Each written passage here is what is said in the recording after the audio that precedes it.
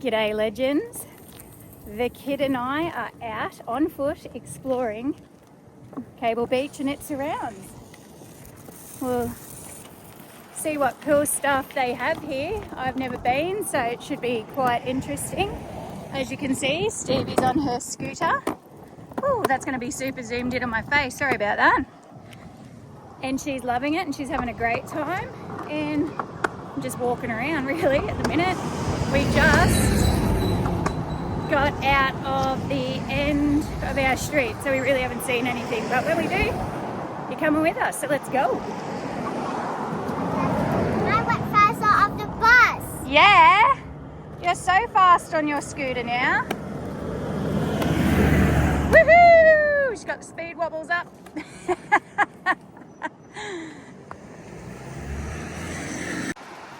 There's little Magoo. Have a go at this. Cable Beach. Wow, goes all the way that way.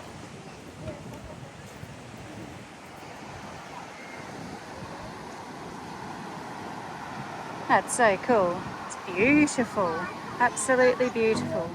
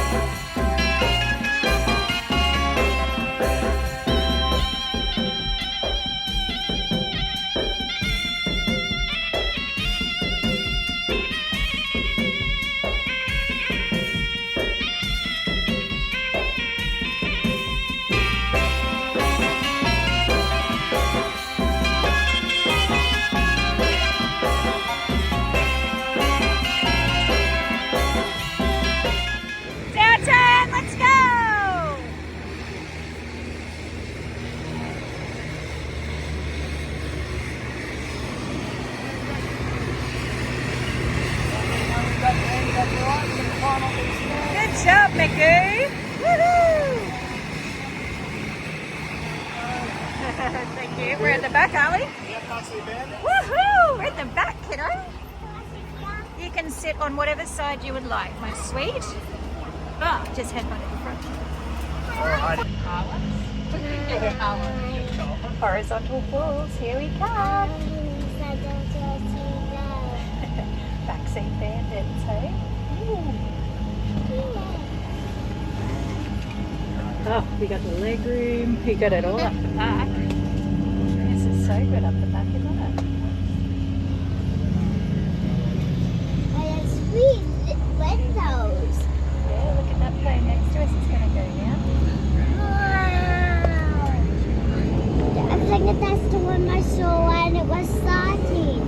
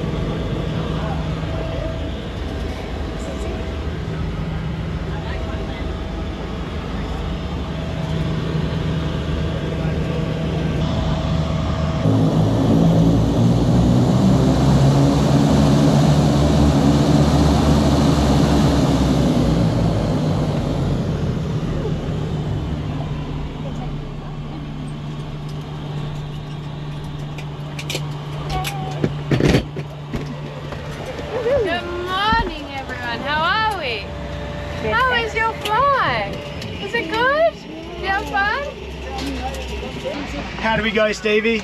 Good. Pretty good? Yeah, she fell asleep. That's alright, I almost did as well. Yeah, that's fair. Yeah, come on down, guys. Just be careful. It's a bit slippery. Stevie. I'll give anyone a hand if they need it. Oh, this one. All right, kiddo. Easy. I'll Oh, yeah. Yeah, yeah.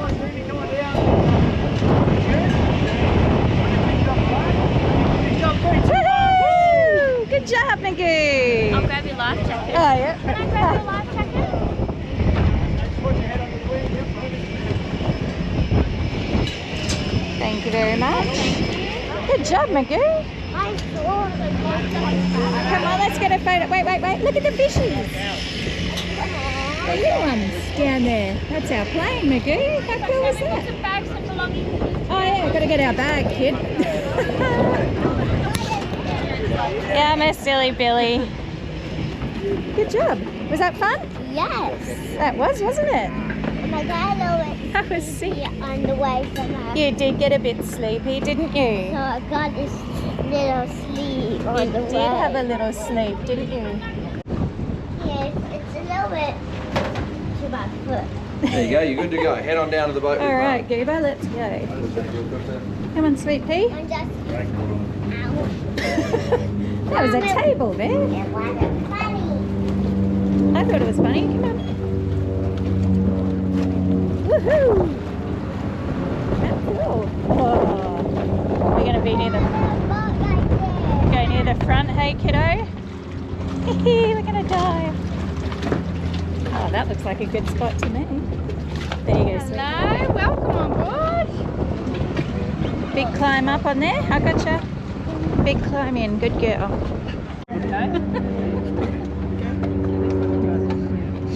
Look, we're already up. There's two little boats. Yeah, we're on one of them now. It's the wetting around when the damps come in. Whoa, look at that Yeah, one. that's pretty cool, isn't it? There's two big boats and two little boats. Yeah.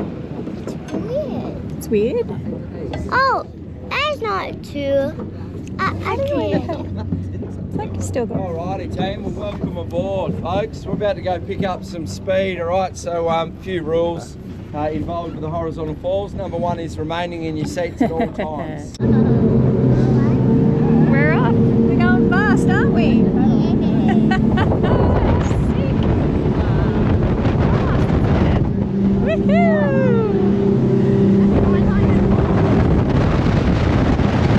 Look at all the water, how turbulent it is.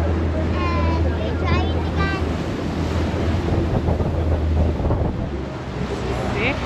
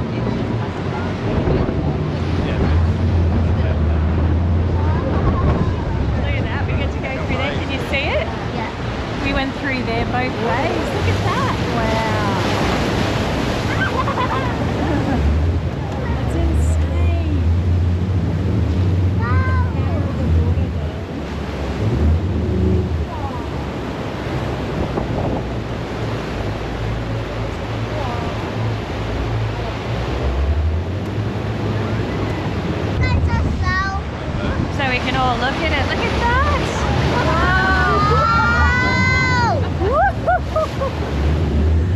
Whoa, is that scary?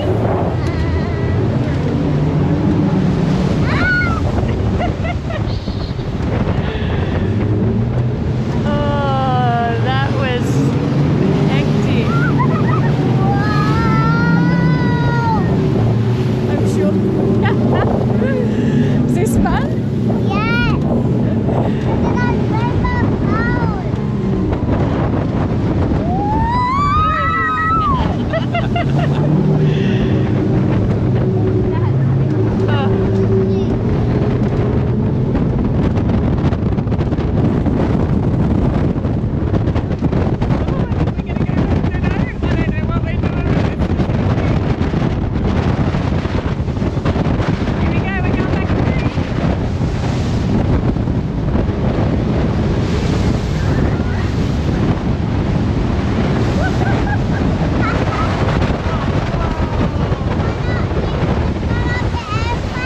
Oh wow, look at the power of the water.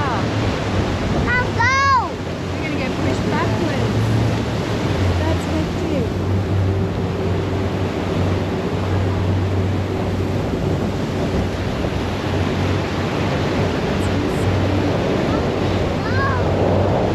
Well, you got what you asked for. Woohoo! We come back to that boat. We will, Wow. we go back Oh wow, look at how powerful this one is. Wow.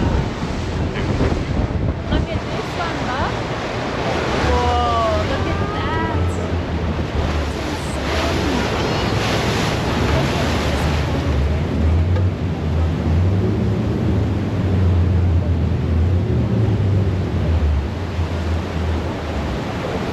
That's insane.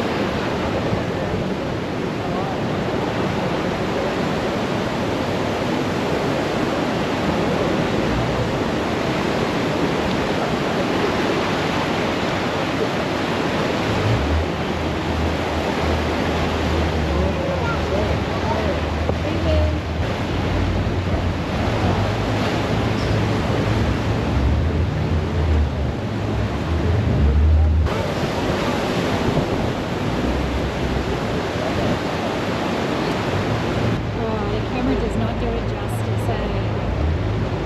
Look how high it is before it turns white. Look how high it is. Okay, we might go in there. No, I can't go in there. Alright.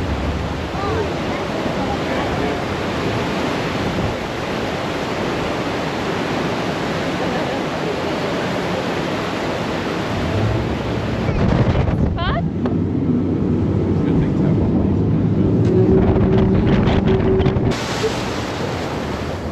these. Was that the best ever, kid? Not really. Oh. There's an honest opinion. There's it. Amazing, isn't it? Where's the croc? Is that what you said? No, I just stopped here to have a chat. But if you jumped in the water, you'd probably find a croc pretty easily, I reckon. Something would get you. Folks, has anybody ever seen anything like that before? No. Nah, you picked a good day to come here, and if you haven't been here before, you've never seen anything like it. There's nowhere else in the world you can come and see these pinch point rapids that's solely caused by the tide. What makes this area so unique? If you didn't know where you were right now, you turned up and saw this, I'd be assuming it must be a river system. I'd be thinking somewhere there's been a large rain or the snow's melted. It's the gravitational pull of the earth drawing the water down, like any river or rapid or flooded creek that you'd seen before. To think that, no, in about 2.5 hours time from now, the water will be flowing in the opposite direction is absolutely mind-blowing. That was probably, I would say, at least a 2-metre wall of water from level height here to level height on the other side of that narrow gap, about a 2-metre wall of water. It would be going through at about, I would say, 20 kilometres an hour right now. Wow. The tide, it's just an outgoing tide. Who can see the high tide line all around us? That's where the water would have been about 4 hours ago. All the way up there. These mangroves would have been submersed by the tide. all of these rocks underwater, and the tide is continuing to get lower for the next couple of hours. But before too long, the tide will have to change. It'll turn from an outgoing tide to an incoming tide. These gaps will flatten off pretty quickly, and then the water flow will head back in the opposite direction. All right. The science behind what we're seeing, the reason we're seeing exactly what we have right here, is because we have the biggest tides in the southern hemisphere right here in Talbot Bay. Our biggest tides reach about 12.5 meters. That's the difference of variation between high and low. Meaning our low tide might be 1 meter, 6 hours later the high tide could be 13.5 meters. We're talking about a 4-story office block building going underwater in 6 hours. The other perfect thing that we need right here, part of the recipe to create what we have, is these perfectly placed gaps separating these embayments of water. So right here, this is an embayment. It's totally landlocked from the open ocean. In front of the boat down there, it's all a dead end. Behind the boat on the eastern side, it's all a dead end. In through the narrow gap there, it's all a dead end. It's an embayment of water. You might have seen it when you did you do your orbits over the top of the falls this morning? So getting that good bird's eye view, you're looking down, you go, oh yeah, right. There's only one entry point in and one exit point back out for billions of litres of water to move every 6 hours. And the gaps are too narrow to let these embayments either rise or drop at equal rates. So right now at Talbot Bay, the water is receding. It's dropping faster than this embayment can traverse its water through that 20-metre gap, and so they're dropping at different heights. And it's the exact same thing happening at that narrow gap, which is only 7 metres wide. All right, so really, really incredible. If there were gaps all through the rocks here, that gravitational pull of the moon and the sun, which causes the tide to move, would disperse the water. It would spread the water out, and it would traverse through all these exit points back out to the open ocean. But because there's only one entry and one exit for billions of litres of water to move, the water becomes trapped, compressed, funneled. Water is already really dense. It doesn't like to get squashed together any more than it is. So that gravitational pull drawing that water through these gaps, it's bouncing off itself, creating these giant whirlpools and eddies and air pockets as the water tries to squeeze back through, heading back out towards the continental shelf. Really, really amazing. We're just about right in the middle of our spring tides today. I think the tide's about 7.5 metres, which is just about as big as it got this fortnight. So if you didn't look at your tide charts and you just randomly booked this tour, I think every single seat was sold, all 30 for this tour. And you did really well. To turn up and see what we've seen here, that's a pretty big horizontal falls. So yeah, right in the middle of the spring tide. So you've done very well if you didn't look at your tide chart. But folks, are there any questions at all? Anything that might have been pressing on your mind that you wanted to know? Yes, ma'am. At the inlets there, do you know how deep I certainly do. is? Yeah. How deep are the gaps? Yeah. The wider gap, the one we traversed through, is 20 metres wide and it's about 40 metres deep. Oh, wow. So really pretty insane to see such turbulent water moving in such large depths. To me, it looks like shallow water going over a rock ledge. It looks like it might only be 3 or 4 metres deep, like any river you've seen, but it's 40 metres deep through there. The narrow gap's about 20 metres deep and about 7 metres wide. So some people wonder about erosion, which is a great thing to wonder as well. All this tide ripping in and out all day, every day. Folks, this exposed sandstone is really, really old. And what you're looking at is, you know, rock that's what we believe to be 1.6 billion years old. And so it's really, really hard stuff. It was made a very long time ago, and so it's not very prone to erosion. It's pretty rock solid, I guess you'd say. So since the gaps were first measured about 50 years ago by Malcolm Douglas, who named this area the Horizontal Falls in 1976 while filming a documentary named Following the Sun, he measured the gaps. They haven't changed since then. Wow. So maybe if you come back in 200 or 300 years, maybe they might be a little bit wider, but certainly for our lifetime, they're going to be around to enjoy. Absolutely. Yes, ma'am. Given that this is virtually landlocked, Yeah. do they have species living here that are only here Certain species. in the water? Like No, so this is all mainland. This is in the water. In the water, all the marine life you can think of comes in and out of those gaps. I've seen dolphins come through, crocodiles, manta rays, turtles, I mean, we are connected to the open ocean. It's an embayment, but straight out through that gap is open ocean. So animals just get stuck in the tide and they come in and they come out. Everything around here is all mainland. So you'll see short-eared rock wallabies, dingoes, spotted quolls, mongjongs, heap of different reptiles, etc., etc. Yeah, it's a good question. Anybody else, folks?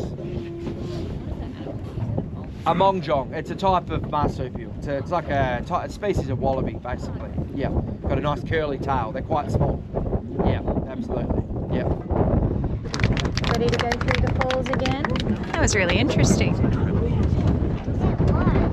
It was good. I didn't know he's going to do that. Yeah, we're going to go back through now, Goober.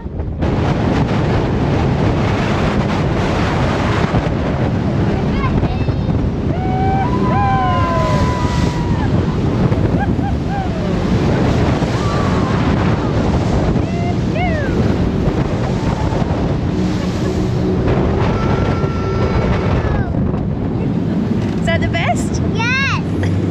Let's go again then.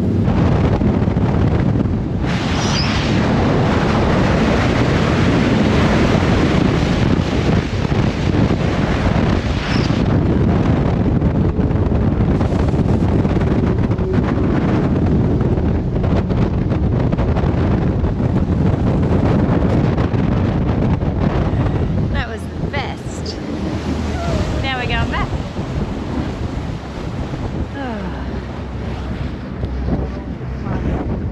That was so much fun. Yes. Was that awesome? Yes. Yes. Do you think it was awesome too? I did think that was awesome. That was so good. There's our boat and there's our big boat. Woo! That was sick. That was amazing. These are called tawny nose sharks. Look at those fishy fishes. Yes. Look at them. Whoa. Those sharks look big. Oh, It's like a barrabout. it is, isn't it?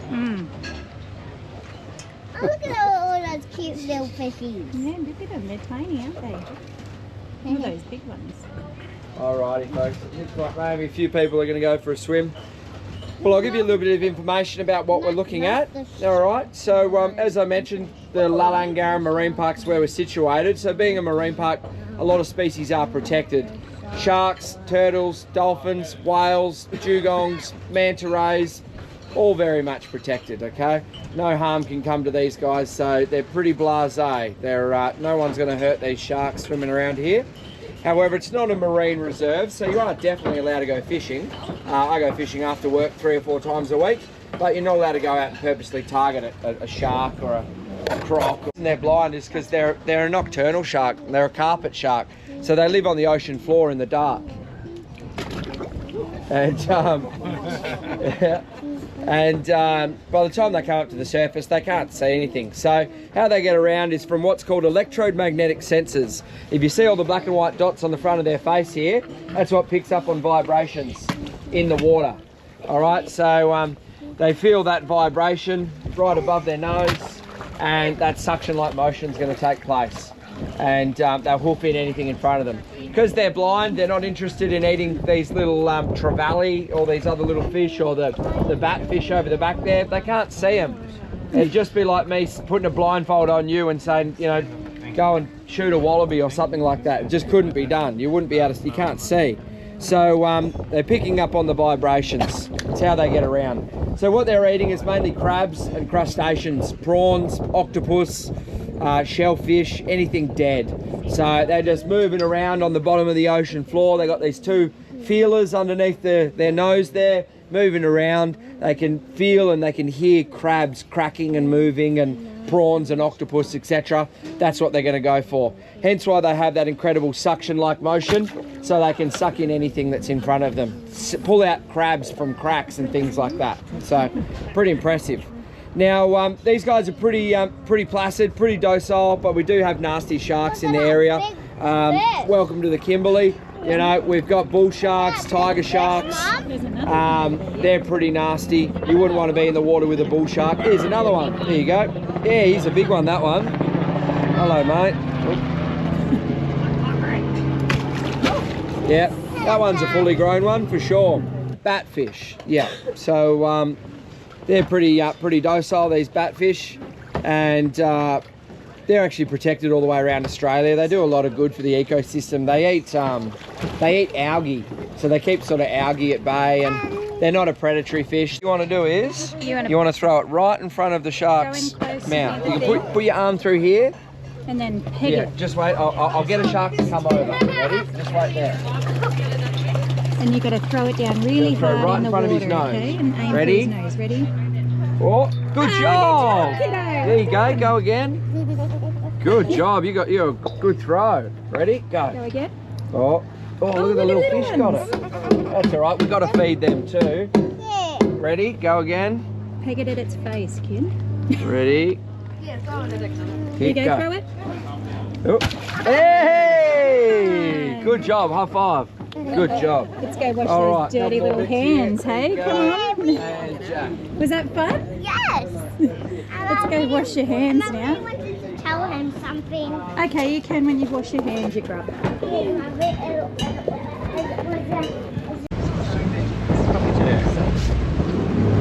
Well, and just like that, we're off.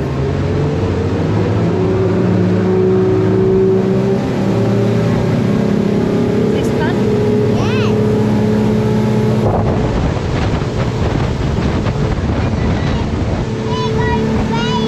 Yeah, it might too.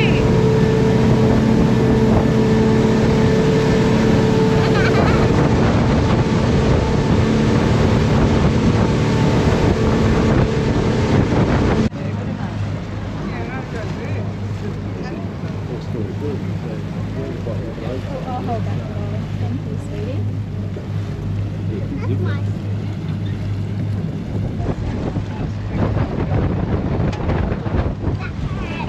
No, it does not. Is it just a rock or is it? Sandbank. Look at the waves in the rock, darling. Look at the waves in it. Iconic Kimberley photos you can see. The incredible tide line, the mangroves growing out from underneath where the high tide will be. All the eucalypts growing straight out of the stone. This beautiful pindan colour. All of that iron ore throughout the rock that's reacting with oxygen and rusting, giving us that burnt orange look. But all the layers throughout the escarpments are probably my favourite as well. But that's just a really iconic Kimberley photo coming through that beautiful gorge. This area is known as Cyclone Creek. It's a good shelter from cyclones. This is where we hide during the wet season. Bring our equipment up into here and store it away while we're not operating the tourism. Because all the mountain ranges create a lot of the protection from the wind. But folks, this is all sandstone, so it's formed underwater. Sandstone is formed, it's either riverbed or ocean floor, and thousands of sediments and minerals compacting on top of each other till eventually it becomes so compact and things like iron ore seep into it, it turns into stone. So when it's formed, it's laying horizontal and it's underwater. But you come into a place like this, it's certainly not horizontal, it's projected up at all these crazy angles. You can see all these exposed layers, and in some spots it's 350 metres out of the water, but it was formed underwater, which means something catastrophic must have happened for it to look like this. Does anybody know what happened? I reckon a few people probably do. Plates, tectonics, yeah, tectonic plates, absolutely. So what that means is, folks, if you didn't know, which is totally fine, land masses on our planet, they've been moving since the beginning of time, still moving now. They move on top of tectonic plates. Australia is moving as we speak, 7 centimetres to the north every year we're moving. I don't know if there's anybody that's been to Cape York, but we're getting pretty close. We're only 60 nautical miles away. Not in our lifetime, but maybe in 100,000 years, we're going to collide with Papua New Guinea. We're getting very close. But lots of spots around the world, you can go and see areas where two land masses have collided with each other. Places like the Andes Mountains, Mount Everest, the Himalayas, spots all over the planet. and one of them is right here. So this mountain range was formed, it's called the McClarty Range. It was formed because two land masses collided with each other. As the tectonic plates collided, there was a lot of heat and force and friction and energy, and it caused an uplift. And it pushed this ancient sandstone that was just under the water, that had been there for over 1 billion years, pushed it up to where we can see it today. It's absolutely phenomenal how it all works. It's hard to believe, but hopefully that paints a picture for you. What collided here? A piece of the African continent. We know it as the Kimberley Craton. It was an island that separated from Gondwana, which was Africa a long time ago, when it was much more of a supercontinent, tens of millions of years ago. And this would have been an area of South Africa, most likely somewhere like Madagascar, okay? And it chipped off, it moved on a tectonic plate, it became a craton within itself, which just means an island. We know it as the Kimberley Craton, and it came all the way across the Indian Ocean and collided with us. And then that reaction happened, and all these mountain ranges were pushed up from force and energy and friction. But lots of reasons we know it's true. One of those reasons is, well, we have boab trees here. We have a native boab tree. You would have seen them in Broome, no doubt. Boabs come from Africa. There's 8 different species of boabs. 6 of them are native to Madagascar. 1 of them's native to mainland Africa. And then randomly this patch of 420,000 square kilometre radius we know is the Kimberley. You're in the middle of it right now. We have our very own native boab tree. This is a Serengeti. It's a savanna woodland. If you've just done the Gibb River Road, or you're about to do it, you know, you're driving down the Gibb River Road, there's beautiful waterfalls and gorges and this sandstone and red dirt and boab forests, just boabs on boabs. If you didn't know you were driving the Gibb River Road, you'd be thinking you're doing a safari in Africa. When these mountain ranges were formed, they reckon they were 10 kilometres above sea level.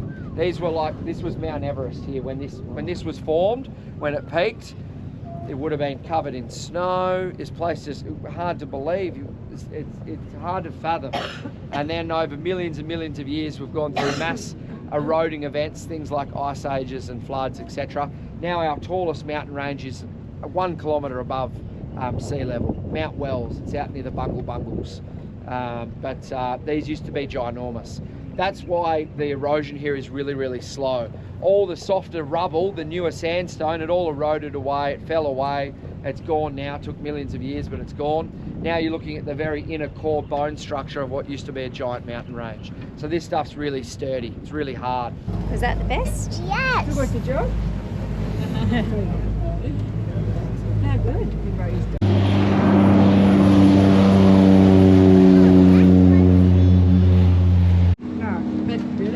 Fed them. You got to feed them. That's pretty cool. Yeah. Probably not something you should be playing with. Alrighty, do you want to go straight over? Do you want to go straight You want to go over? straight over? You gonna come for a jump? Yeah, You come for ready? a jump. Ready? Woo! Woohoo! There you go. Sit right here. Perfect. Yeah, that's a good spot. Oh, that's alright. Now I'm going to give Here you go, Stevie. Oh, I got my head. Same deal. Same job, yeah, lovely. Mine is mine. Good job. Other way around, kiddo.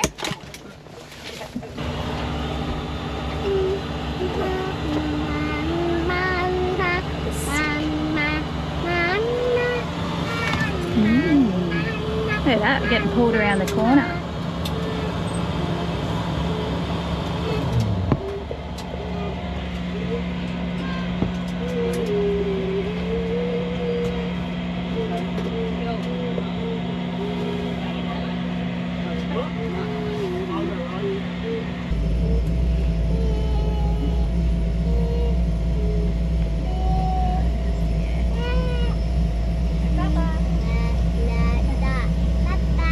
Bye.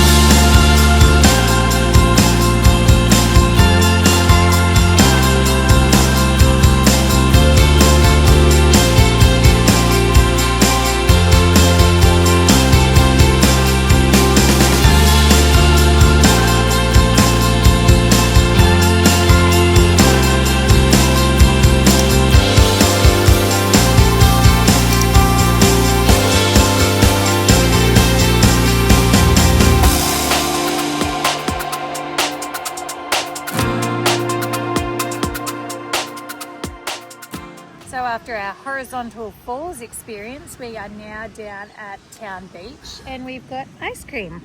Except for Stevie has decided that she's going to eat mine and hers, haven't you? Yeah.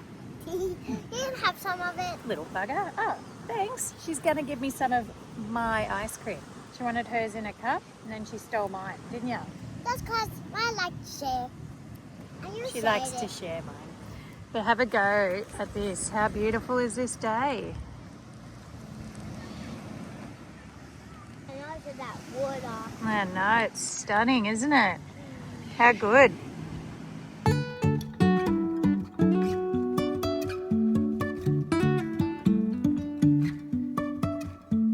Life is a winding road, no telling where it goes.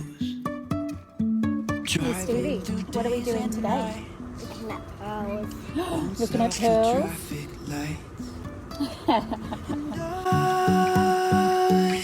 I really wanna know.